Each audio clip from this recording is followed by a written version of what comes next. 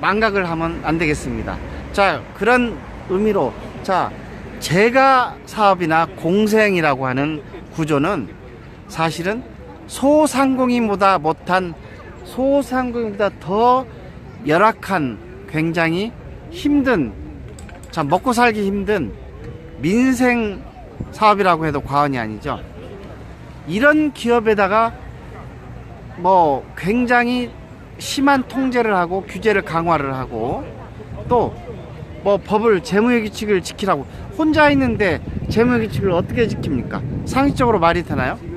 그런 말도 안 되는 거라든지 인건비 비율을 고시하면서 전체 공단이 지급하는 그런 비율의 84.3%를 지급하라, 억지 주장이죠. 그리고 공생이나 재가가 평가 결과가 나쁘다고 그래가지고 폐쇄 평가 결과가 2번 이상 나쁘면 없애겠다, 그런 법을 올려놓고 있지 않습니까? 여러분, 100인 이상 시설들의 직원들은 100인 이상 시설들이면 직원이 한 60명에서 80명 됩니다. 그리고 노인요양 공동생활절 9명의 시설은 직원이 한 6명 정도 됩니다. 자, 6명이 일하는 직원의 평가 방법하고 정원 100명이 일하는 직원의 평가 방법하고 똑같아서야 되겠습니까? 정부는 획일적인 방법으로 평가를 한다고 하는 것이죠. 그렇게 되면 그걸 절대 평가를 하게 되니까 자동적으로 A, B, C, D에서 100 이상 큰 시설들은 A나 B나 그런 게 많고, 노인요양 공동생활 같은 작은 시설들은 거꾸로 2등급이나 D등급이 많게 구조적으로 돼 있습니다. 말하자면 대학생과 고등학생, 중학생, 초등학생한테 수학 산수 문제를 내면서 똑같은 문제를 내고 절대적으로 점수를 보게 됐습니다. 대학생은 95점을 맞았죠. 그 다음에 고등학생은 85점, 중학생은 75점, 그리고 그 초등학생은 한 40점, 50점으로 낙제 점수를 받게 됐습니다. 그랬더니 정부는 선생님이 40점을 맞은 초등학생한테 너 왜 이렇게 못 맞았어? 너 학교를 나가, 퇴학하는 그런 거나 뭐가 다릅니까?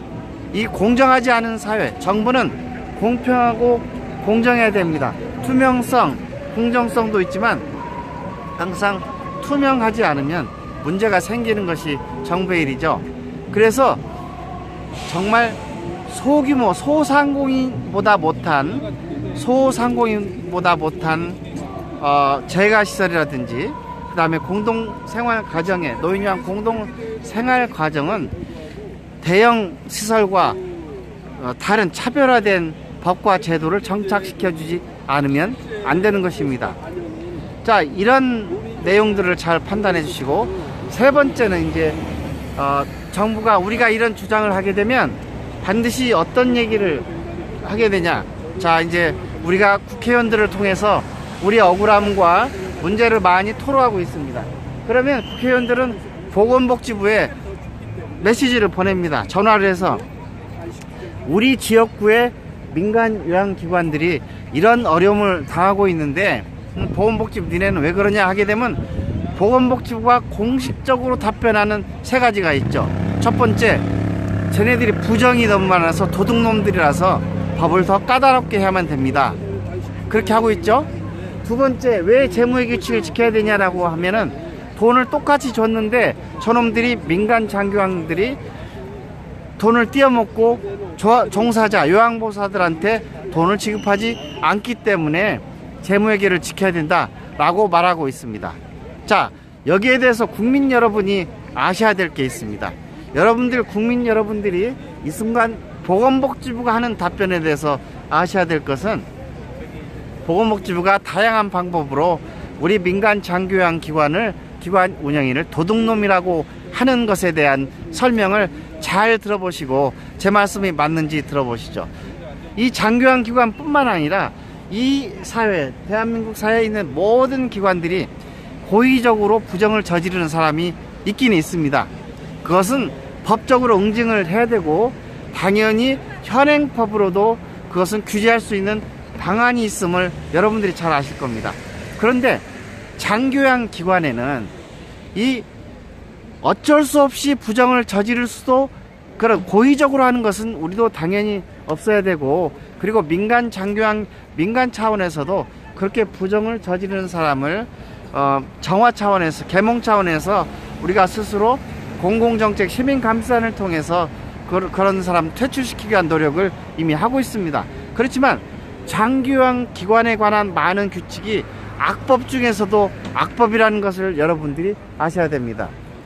주로 1년에 몇 건의 몇억 원의 부정을 저질렀다고 하는 발표 속에 담긴 내용을 보면 어떤 것이 있냐면, 첫 번째 정말 악랄한 게 적발된 사람의 약 70%, 80% 이상이 인력 배치 기준 위반으로 되어 있습니다.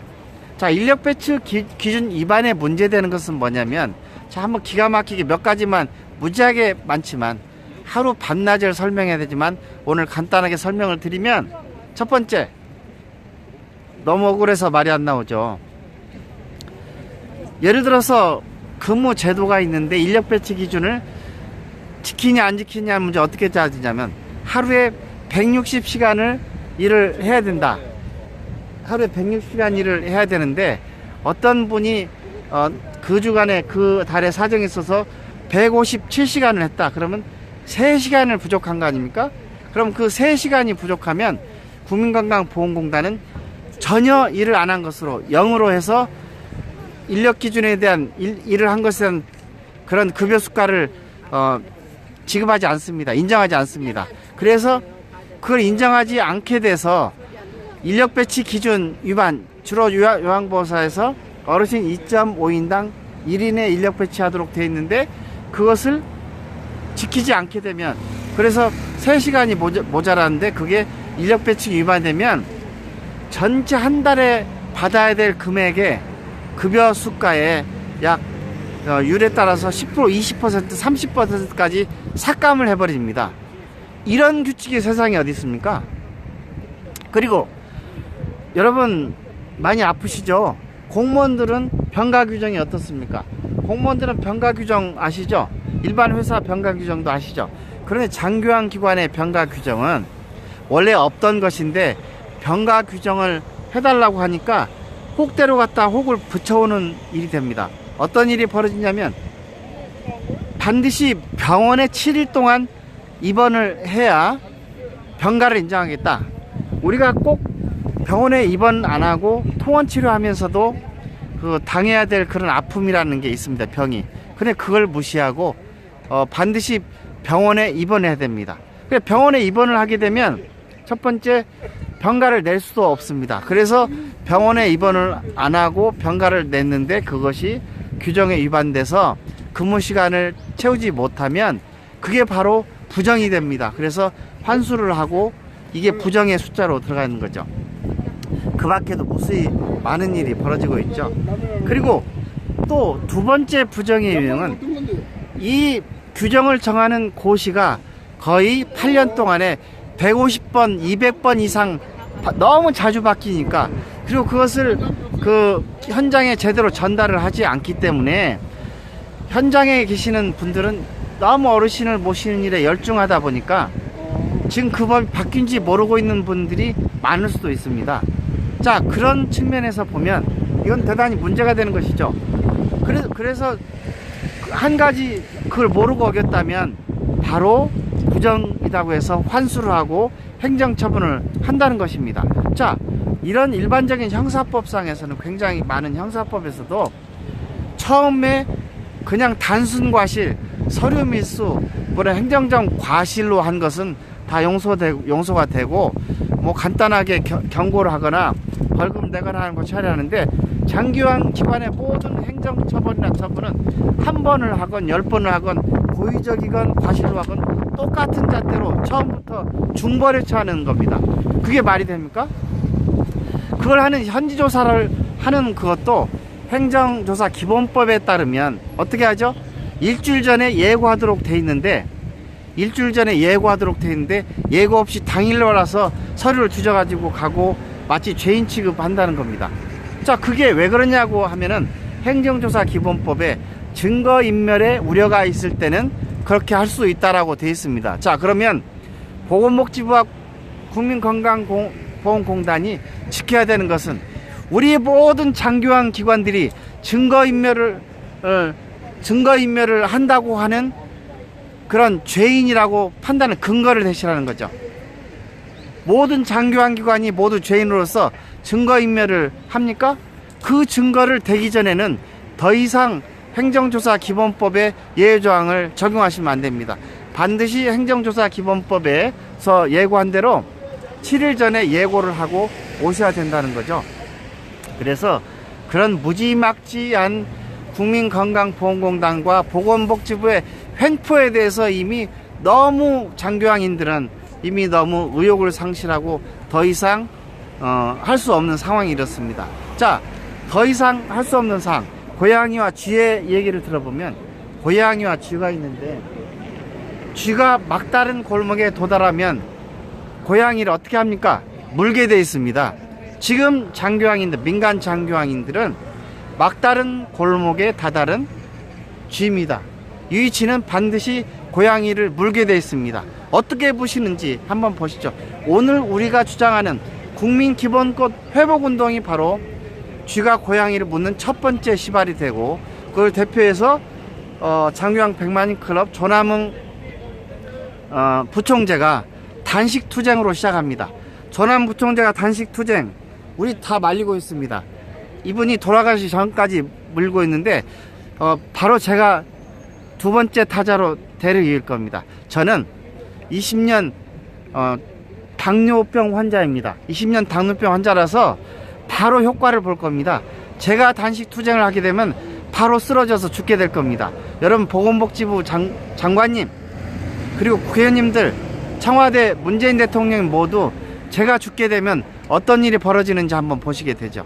제가 바로 이어서 단식 투쟁을 시작할 텐데, 그런 불상사가 일어나지 않도록 반드시 이 잘못된 법과 제도를 지켜서 보건복지부나 국민건강보험공단의 공권력의 횡포로 인해서 헌법 질서가 파괴되는 현상이 절대 일어나서는 안 됩니다. 국민의 모든 주권은 국민에게 있지 공무원에게 있지 않습니다. 대통령에게 있지 않습니다. 보건복 장관에게 있지 않습니다. 국민입니다. 국민은 민간 장교학인들도 모두 국민이고, 그리고 보호자, 그리고 일반 시민들 모두 국민입니다. 어느 특정 국민을 위한다고 해서 특정 다른 국민들이 피해를 봐서 되겠습니까, 여러분? 그런 기본권이 훼손되는 것을 막기 위해서 불연히 나섰습니다.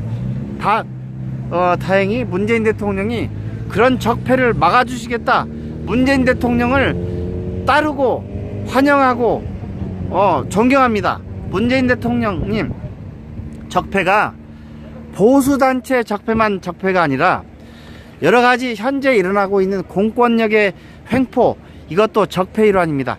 반드시 적폐는 경계가 없습니다. 보수단체가 하는 적폐뿐만이 아니라, 그렇죠? 전원 부장님, 이런 공기업의 공패, 그 다음에 은행들의 공패, 대기업의 횡포, 이런 모든 것들이 적폐가 회소되지 않으면 보수단체 적폐만을 주장하시는 게 의미가 없는 일이 될 것입니다.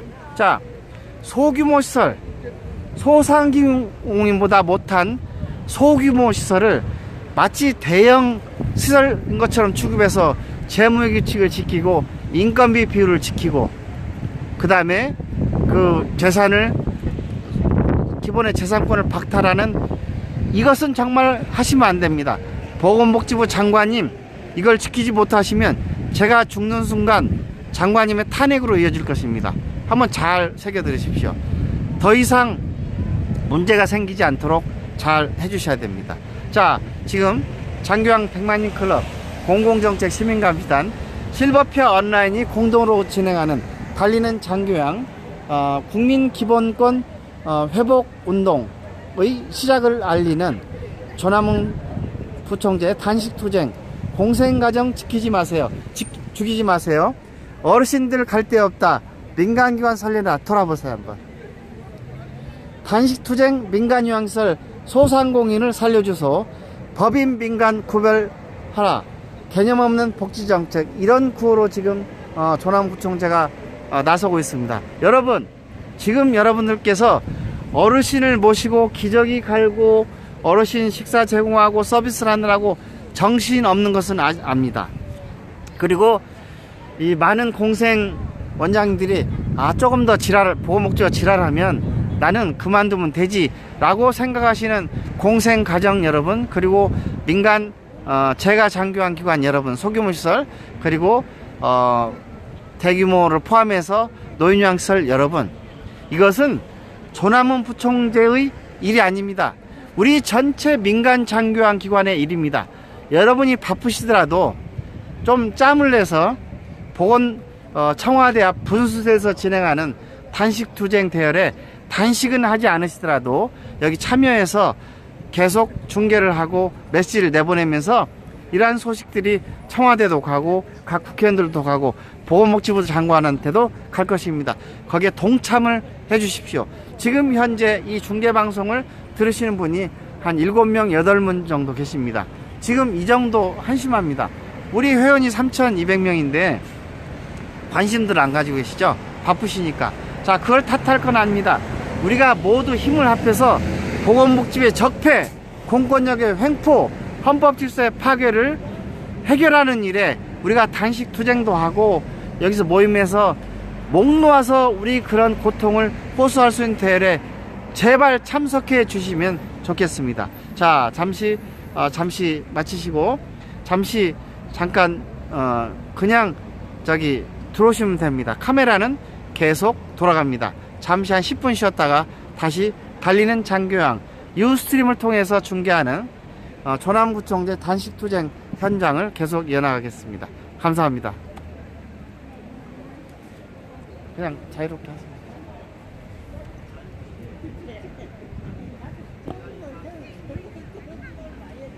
이때 계속 이때 이제 경치도 보여줍니다.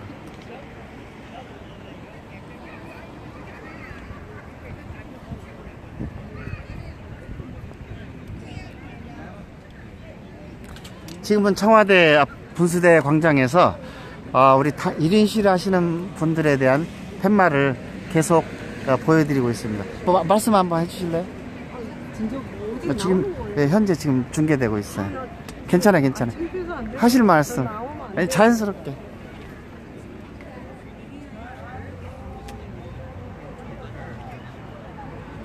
18,000명의 피해자들이 너무나 많이 힘들고 가정들이 많이 파괴되고 있습니다. 저뿐만 아니라 정말 하루속히 이 엄청난 피해자들의 마음을 헤아려 주셔서 해결됐으면 좋겠습니다. 다단계 피해자시군요. 예, 다단계. 불법 다단계에다가 방문 판매 위법, 또 유사수신 이런 게 다 정말 큰 피해가 있었는데도 불구하고 1심 재판이 판결이 났어요. 근데 이런 거 저런 거 다 빠지고 사기까지도 다 빠지고 1심 2년밖에 판결이 저는 법을 잘 몰라요. 2년 판결이 났는데 지금 너무 피해자들이 가슴 아파하고 어이없는 이 판결에 이제 한숨밖에 안 나옵니다. 어디에다 호소할 길이 없어서 한 사람 한 사람 진짜 이렇게 나와가지고 하소연 하듯이 오전 오후 조대로 이렇게 하는데요. 정말 하루속히 우리나라에 이런 억울한 일이 없었으면 좋겠습니다. 네, 고맙습니다. 그래서 꼭 그 다단계 피해서 이 해법을 찾아서 피해 18,000명이 피해 보시는 일이 없도록 요 내용도 청와대에도 보내드릴게요. 정말요? 네. 감사합니다. 고맙습니다. 제발 그랬으면 좋겠습니다. 네네, 고맙습니다.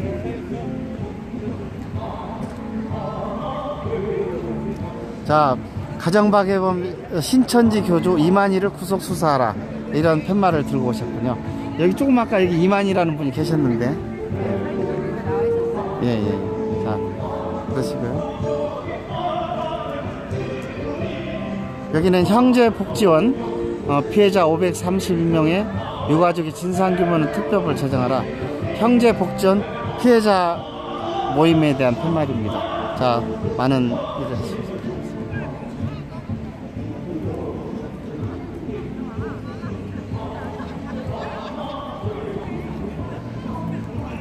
억울하신 분들이 굉장히 많죠. 가습기 살균제 참사 피해자에 대한 그런 1인 시위가 진행되고 있습니다.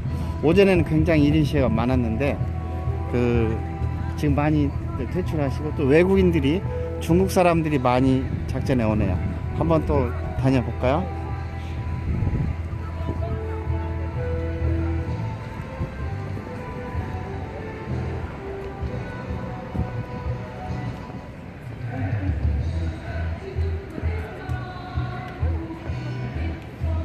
이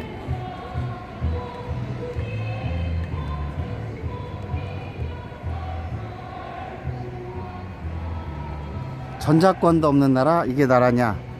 문재인 대통령의 말씀하고 비슷한 말씀을 하시는데, 혹시 해주실 말씀 있어요? 저희는 유스트림 생방송으로 지금 내보내고 있거든요, 이 현장은. 그래서 혹시 하실 말씀 있으시면. 우리 보수가 국가의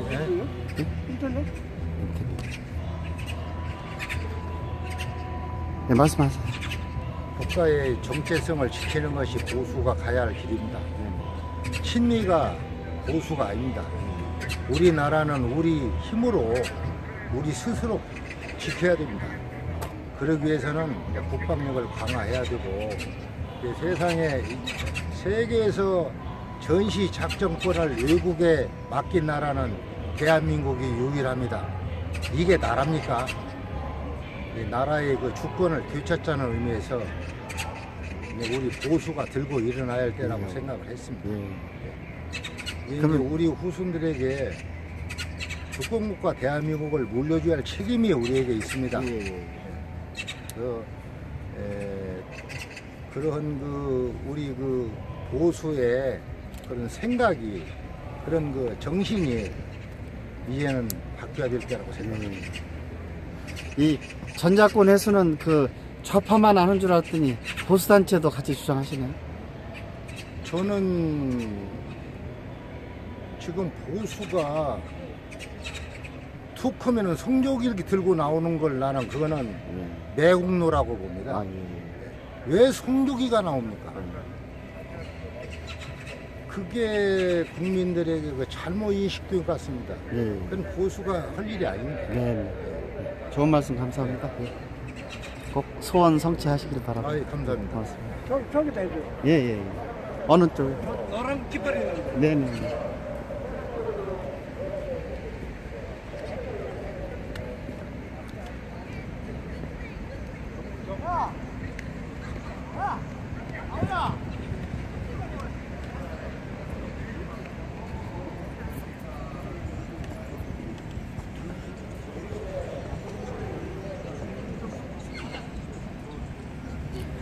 여기는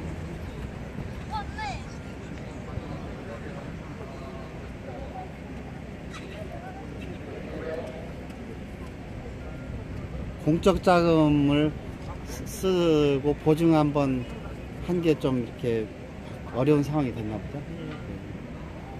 그래요. 뭐 하실 말씀 있으세요? 너무 억울해가지고 사실 저는 지금 몸도 말씀하세요. 지금 안 좋습니다. 장애 이급을 가지고 있어가지고 벌지도 못하고 또 더 이상 갚을 능력도 없고 지금 이자를 갖다가 원금에 2배를 갚았습니다. 3배가 되다 본 게는 한 배 정도는 내가 지금 상감을 좀 하더라고 내가 지금. 하면은 그런데 애금보험공사에서는 10원짜리 하나도 안 깎아주려고 하고 16년 동안 이자를 굴린 거를 가지고 지금 갚아 나가는 게 그렇습니다. 지금 이게 횟수가 한 20년 돼가 너무 지금 은행의 이자도 아무리 해도 4~5%밖에 더 됩니까? 그런데 18%라면 너무 하지 않습니까? 국민의 세금을 가지고도 끄는 장난을 해가지고 지금 이것도 지금 나라로 들어가지도 안 하고 자기네들 다 닦아먹고 있는 거래요. 그래서 내가 억울했어요. 네, 그러세요. 잘 문제 해결되길 바라고 주요 내용들은 제가 청와대도 전달을 하겠습니다. 네, 고맙습니다. 예.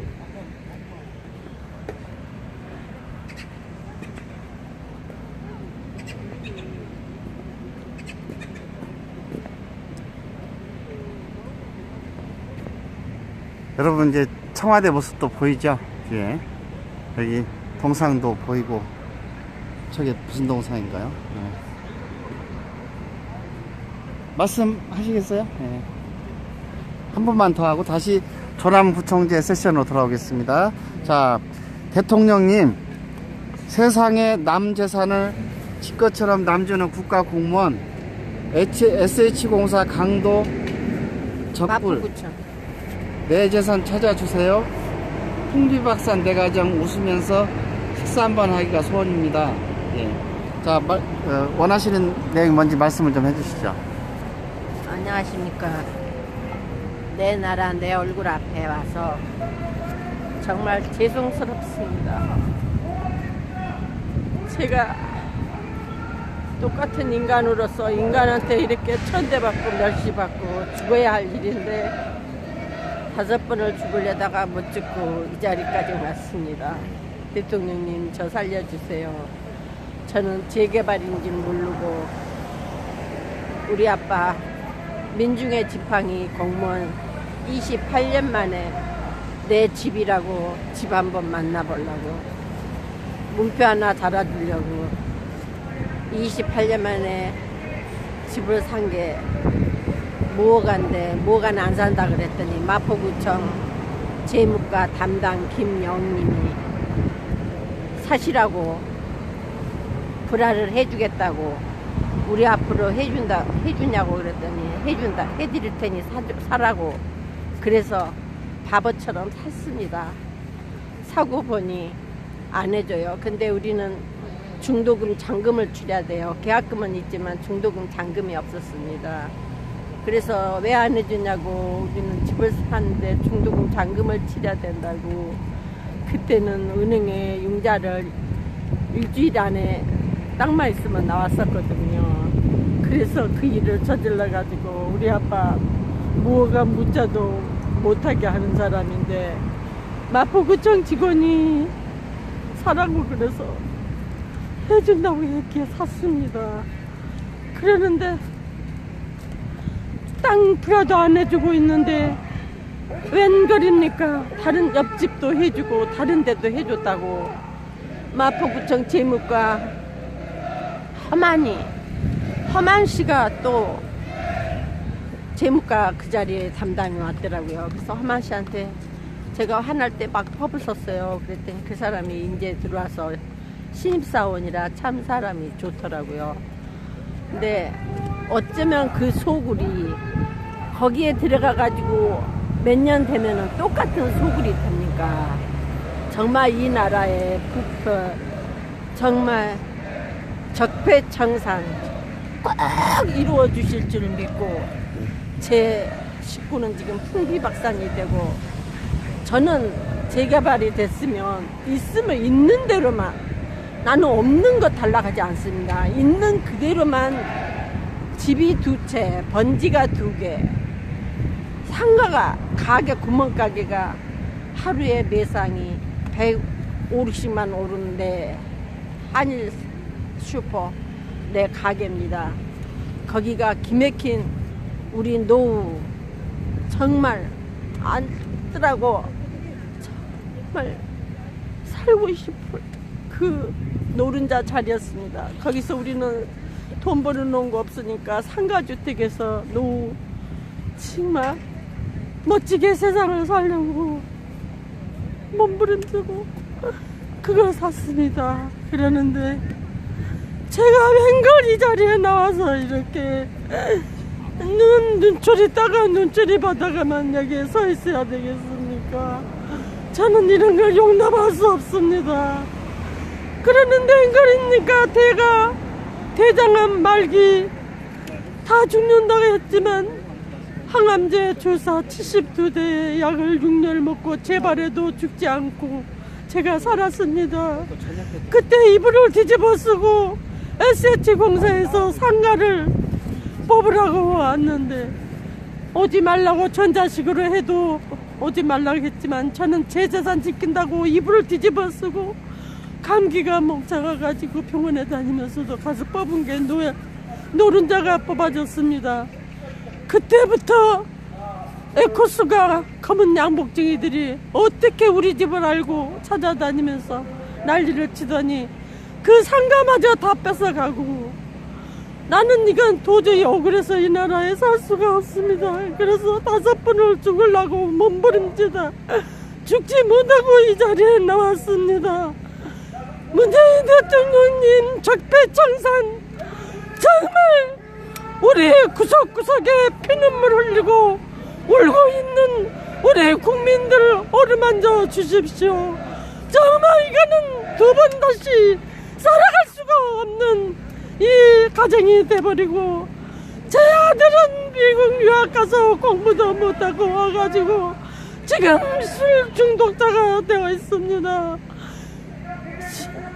머리도 얼마나 영리하고 군대 갈 때도 의경으로 우리나라 1등으로 들어간 내 아들 지금에 와서 내가 가슴이 아파 미어집니다. 우리나라 대한민국 여인네들은 자식이라면 말할 수 없이 정말 내 목숨 다 바쳐야 할 수 있는 그런 자식들을 내가 왜 이렇게 몸부림치면서 울고 따가운 눈초리 받으면서 여기가 어디라고 나와서 이렇게 울어야 되겠습니까? 어서 빨리 정말 마포구청 박홍섭 구청장님 그때도 계셨습니다. 왜 눈으로 끔박끔박한 거 다 받아주시고 그거를 무마시켜 나를 이렇게 울리게 만들고 내가 지금 도저히 살아갈 수 없는 당뇨병에 눈이 항반병상까지 와서 눈도 차츰차츰 나빠져가고 있습니다. 제가 지금 콜레스테롤에다 정신과까지 약을 먹어가면서 제가 이렇게 헤매야 되겠습니까? 저는 정말 살고 싶으니 대통령님 적폐청산 여야 할 것 없이 자신들을 갈 때는 빈손으로 갑니다. 하나도 가져가지 않습니다. 정말 깨끗한 이 나라에 구석구석 울지 않게 정말 만들어 주셨으면 너무 감사하겠습니다. 네, 감사합니다. 네, 고맙습니다. 꼭 그 말씀하신 내용이 조심. 말씀하신 내용이 이루어지시길 바라고. 고맙습니다. 네. 좀 여러분 쉬셨나요? 다시 이제 조남훈 구청재 단식투쟁 현장으로 지금 돌아왔습니다. 자, 오늘 세션의 1부의 마지막으로 조남훈 부총재께서 문재인 대통령에 드리는 탄원서 낭독을 한번 들어보겠습니다. 좀 가까이 오셔서 말씀해 주시죠. 네. 문재인 대통령께 드리는 탄원서. 다시 한번. 네, 저는 장교양 100만인 클럽의 부총재 조남웅입니다.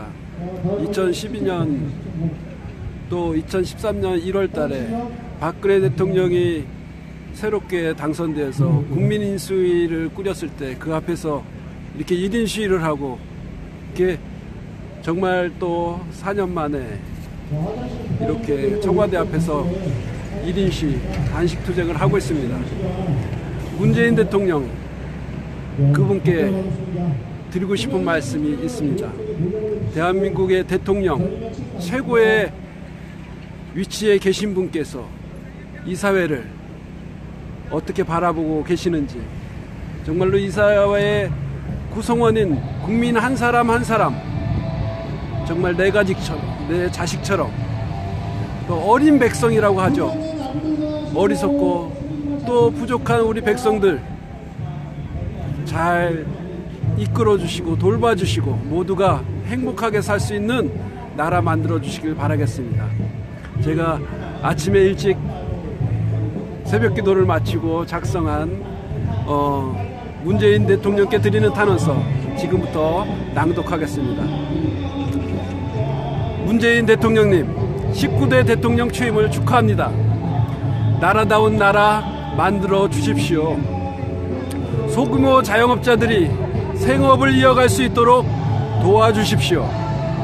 저는 치매 어르신을 모시려고 노인요양 공동생활 가정을 시작하여 7분의 어르신과 함께 살고 있는 정원 7인의 공생마을 요양센터의 가장 조남웅입니다. 저는 2010년 시작하여 어머니를 모셨습니다. 우리 시설에서 어머니를 모시면서 행복한 시간을 보냈지만 3개월 만에 등급 재평가를 당하면서 어머니는 장기요양 등급을 빼앗겼습니다. 장기요양 등급 외자로 저희 시설에 어머니니까 같이 살았습니다. 이것은 무엇을 의미하느냐? 바로 입소 비용을 받을 수 없다는 것이죠. 그래서 바로 적자로 이어지게 되는 것입니다. 소규모 시설 어르신 한 분당 120만 원, 지금은 140만 원 이 정도 되지만 이거 가지고 종사자들 월급 주고 또 시설을 운영해야 하는 상황입니다. 그런데 우리 어머니 3개월 만에 등급 빼앗기시고 3년 동안 저랑 사셨습니다. 미안해 하시면서 우리 막내 아들 좋은 일 하는데 부족하지 않게 즐거운 마음으로 할 수 있으면 좋겠는데 매일 빚어둬서 또 우리 집사람 돈을 지원받으면서 어르신을 모셔야 하는 처지가 어머니에게는 참 마음 아픈 일이었습니다. 어머니께서 등급 판정 받을 때 치매 신용을 잘 내면 등급 받을 수 있을 텐데, 인간은 누구나 자기가 정당하고 건강하고 또 이렇게 그렇게 거짓으로 등급 받는 거 원치 않으셨죠. 말씀 잘 하시고 그러다 보니까 등급 받지 못했습니다. 그러나 아무리 똑똑하신 우리 어머니, 40년 동안 오일장을 보며 시장에서 장사를 하며 팔남매를 키우신 우리 어머니는 참으로 똑똑하신 어머니, 강건하신 어머니, 정말 여장부 어머니, 지금도 생생하게 기억하는 어머니의 한 말씀은 열을 굶어도 권샜날이다 하는 말씀이었습니다. 팔남매를 기르면서 참 어려운 시설 보릿고개 넘겨가면서 자녀들을 키우면서 어머니는 열을 굶어도 당당하고 꿋꿋하고 소신있게 살아라 하는 말씀을 그렇게 해주셨습니다. 열을 굶어도 권샜날이다. 여러분 방송을 듣고 계시지만 한번 따라해 볼까요? 열을 굶어도 권샜날이다. 여러분들 아무리 요양시설 운영하면서 힘들고 어렵더라도 정말 자부심을 갖고 어르신들에게 웃는 모습으로 하루하루를 섬겨주셨으면 좋겠습니다. 다시 본문으로 돌아가겠습니다. 그런 어머니께서 정말로 요양시설에서 친구분들과 행복하게 사셨습니다. 반장 노릇을 하셨죠. 계시는 분들도 참 편해하시고 그래서 즐겁게 봄이면 단풍놀이도 가고 벚꽃놀이도 가고 가을에는 단풍 구경도 시켜드렸습니다. 어머니는 제가 계속해서 등급 청구를 해서 심사 청구를 해서 3년 만에 등급을 다시 받았습니다. 그러나 이미 몸이 너무 쇠약해져서 단 보름간의 장기요양 3등급 혜택을 받고 돌아가셨습니다. 기쁘게 즐겁게 일생을 후회 없이 사셨는데 정말 공단의 등급평가 횡포로 저에게 미안해하면서 가시는 그 모습을 생각하면 지금도 마음이 아픕니다. 그럼에도 불구하고 저는 어르신을 모시기 위해 최선을 다하고 있습니다. 문재인 대통령님, 보건복지부의 급여 수가 동결로 지금 공생은 계속 줄어들고 있습니다. 2012년도 그때에는 공생이 2,450개 정도 되었지만 지금은 등록되어 있는 것이만 2,040개 정도이고 실제 운영하는 기관은 1,800개도 채 못 미치는 그런 현실에 있습니다. 왜 공동생활 가정이 문을 닫아야만 했을까요? 보건복지부의 말살 정책 때문입니다. 민간시설은, 소규모 시설은 제대로 못한다, 수익만 추구한다, 이렇게 하면서 우리를 죽이고 있는 것입니다. 급여 수가로 말입니다. 지금 장기요양보험제도 도입 9년 동안 고작 인상된 것은 9.79%에 불과합니다. 최저임금은 99%나 올랐습니다. 이런 상황에서 어떻게 더 어르신을 섬길 수 있겠습니까? 좋은 일도 마르지 않는 샘물처럼 계속 무엇인가 들어와야지 선순환이 될 텐데 맨 땅에 헤딩하듯이 땅 파서 어르신을 모십니까? 문재인 대통령께서는 이 점을 분명히 알아주시고 우리 공생을 살려주시기 바랍니다.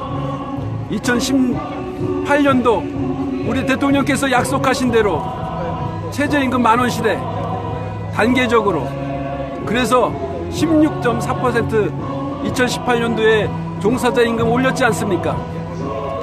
그런데 장기요양 급여수가, 특별히 제가 운영하는 공생의 급여수가는 현재 5.03% 올린다고 논의하고 있답니다. 이란도 5.03%, 이안도 5.03%. 이것은 무엇을 의미합니까? 문 닫으라는 거 아닙니까? 아무리 불합리하고 아무리 불공정하여도 정부가 정하면 그대로 가는 것입니까? 정부가 정하면 그렇게 해야만 하는 것입니까? 죽어야 될 사람들은 어차피 있는 것이라고 생각하십니까? 한 사람 한 사람 생명을 소중히 생각하는 우리 대통령이 되어주시길 바랍니다. 우리 문재인 대통령께서 후보시설부터 강력하게 아주 핵심을 두고 이렇게 정책 발표를 했던 거 있죠. 치매 국가 책임제, 노인을 국가가 책임지겠다, 노인요양산업 공공화시설 확대하겠다, 이런 정책의 결과가 결국 이렇게 나타나셔야 되겠습니까? 어떻게요? 민간시설들을 죽이고 공공시설을 확충하는 거, 그것이 답입니까? 민간시설도 살게 해주고 공공기관도 확충하고 그래야 되는 거 아닙니까? 공공시설은 정말로 갈 데 없는 어르신, 기초생활수급자나 차생활수급자나 민간요양시설에 갈 수 없는 분들을 모시는 공공기관이 되어야 되지 않겠습니까? 초고령 시대 어떻게 공공시설로만 가득 채워서 노인 문제 해결하시겠습니까? 민간시설이 현재도 85%고 앞으로도 그래야만 합니다. 그래야 복지예산 절감하면서 민간 투자 유도해서 안정적인 노인의 안정망을 확보할 수 있는 거 아닙니까? 민간시설을 활성화하면서 공공시설을 확충해야 됩니다. 그런데 보건복지부는 한정된 재원이라며 민간시설들을 죽이고 있습니다. 민간시설들이 나쁘다고 얘기해야 공공시설을 확충할 수 있는 논리, 여론이 형성된다고 보는 것 같습니다. 남 잘하는 거 깎아내려야만 자기가 올라간다고 생각하는, 정말 초등학교에서도 가르치지 않는 그런 패러다임으로 어떻게 한 정부의 복지정책을 이끌어가는지 보건복지부는 각성해야 됩니다. 문재인 대통령께서 그 점을 좀 복지부 장관을 비롯한 그 관료들에게 얘기해 주셨으면 좋겠습니다. 마지막으로 다시 한번 말씀드립니다. 저는 공생가정의 가정입니다. 공생가정의 가장입니다. 저는 저를 원장이라고 부르고 싶지 않습니다. 9분의 어르신을 모시는 요양시설의 가정 같은 분위기의 그 가장이라고 말씀드리고 싶습니다. 소규모 민간 요양 사업자입니다. 복지시설이라고 구분되어 있지만 복지 사업을 하는 민간 사업자입니다. 내 돈을 투자했습니다. 이득이 나야지 운영이 됩니다. 초기 투자금, 원금이자 갚지도 못하면서 어떻게 운영할 수 있습니까? 민간 요양 사업자의 특성, 보건복지부가 끌어들였고 수익 난다고 약속했기 때문에 한 일입니다. 어떻게 이 사업을 하면서 9분을 모시면서 무슨 떼돈 벌겠다고 돈만 추구하는 그런 마음이라면 때려치고 다른 일을 하죠. 정말 보람 있는 일, 정말 단돈 10만 원이라도 남는다면 그것이 또 어르신들을 위해서 무엇을 더 해줄까 고민하는 그런 상태는 돼야 되지 않겠습니까? 민간시설의 그 사업자라는 이유로 도둑놈 취급하고 퇴출을 시키고 복지예산 낭비한다고 말하는 보건복지부, 공공기관, 공공법인들은 어떻게 낭비하지 않습니까? 서류적으로 낭비하지 않죠. 주어진 예산 다 쓰려고 필요도 없는 거에 지출하고 그러지 않습니까? 어떤 한 분은, 어떤 복지법인은 내년도 예산을 받기 위해서 올 예산 다 써야 되기 때문에 옥상에다가 잔디 깔았다고 합니다. 직원들을 위한 골프 연습장으로요. 그런 뉴스도 본 적이 있는데 어떻습니까? 정말 초고령화 시대, 대한민국의 미래, 복지국가, 경쟁력 있고 효율성 있고 효과성이 있는 민간시설 살려야 되지 않겠습니까? 더군다나 정말 마음에서 우러나는 가정 같은 분위기, 내 집 개조해서, 저는 아파트에 삽니다. 아파트 개조해서 어르신 사시던 곳에서 모시겠다는데 이렇게 모실 수 없는 여건 만들어야 되겠습니까? 진실을 바로 봐 주십시오. 정말로 민간시설, 공공시설, 서비스질 갖고 얘기하면 또 할 말 많습니다. 그러나 단순하게 학술적인 멘트들로 정리하면 공공기관은 매뉴얼로 모시는 서비스 아닙니까? 경직화된 서비스라고 얘기합니다. 콘크리트화된 서비스라고 얘기합니다. 공공법인, 공공기관, 준공무원화된 그 종사자들은 월급 받기 위한 서비스입니다. 직위, 직장, 직급, 보수 보장해줘야만 되죠. 보장받기만을 원하는 그런 종사자들의 요양 현장이 됩니다. 그러나 민간시설도 어떻습니까? 시장자율적으로 당신 없으면 더 잘하는 사람 새로 뽑고, 그것이 시장 자유경제의 원칙이니까요. 다른 모든 산업에서 그렇게 이루어지고 있으니까요. 그래서 경쟁력 있는 직원 뽑고, 그 경쟁력 있는 직원, 원장이 보기에 능력 있으면 월급 더 주고, 능력 없는 직원, 열심히 하지 않는 직원 해고시키고 월급 깎고, 그렇게 하는 것이 장기요양 경쟁력 있고 서비스질 더 좋아지는 것 아닙니까? 인류 역사, 공산주의가 멸망하고 시장자유주의 민주국가들이 부흥한 것처럼 그래야 되지 않습니까? 남미 국가들처럼 포퓰리즘으로 노동자 중심의 기업, 말은 좋지만 다 망하는 거 아닙니까? 이제라도 우리 장기요양 산업, 공생가정 살려주십시오. 민간요양시설 살려주십시오. 더 이상 죽이지 말아주십시오. 저는 그것이 이루어질 때까지 제 목숨을 걸고 단식 투쟁하겠습니다. 저는 사회적 리더급이 아니라서 단식 투쟁하는 게 무슨 영향력이 있을까 싶지만, 저는 한 인간으로서 소중한 이 나라의 백성이며 또한 한국노인요양 공동생활가정협회라는 공동생활가정 단체를 만든 깃발을 든 초대 회장으로서 강력히 아주 정중히 정말 문재인 대통령께 간곡히 부탁드립니다. 감사합니다. 자, 지금까지 청와대 분수합 전화문 구청재 단식투쟁 공생가정 죽이지 마세요 프로그램 오늘 순서를 마치고 이제 매일 우리가 방송이 있습니다. 방송에 오늘은 첫날 아무도 참석을 안 하지 않았지만 앞으로 계속 여러분들이 동참을 해주시고 여러분들이 단식 투쟁하라는 얘기가 아니라 참석하셔서 용기를 북돋워 주시고 또 같이 독려를 해주셨으면 좋겠습니다. 자, 방송 이제 편집을 해서 계속 내보낼 텐데 내일 방송 시간까지 안녕히 계십시오. 내일 뵙겠습니다. 감사합니다.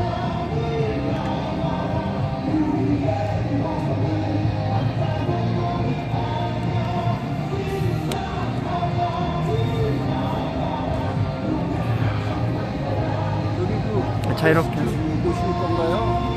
이제 가서 지금 저기 제가 여기 잠깐만 한 20분만 기다리시면 제가 좀 준비할 거 좀 갖고 그래 올게요. 내가 네네. 여기 있을게. 여기다 꺼내놓고 계세요. 네네.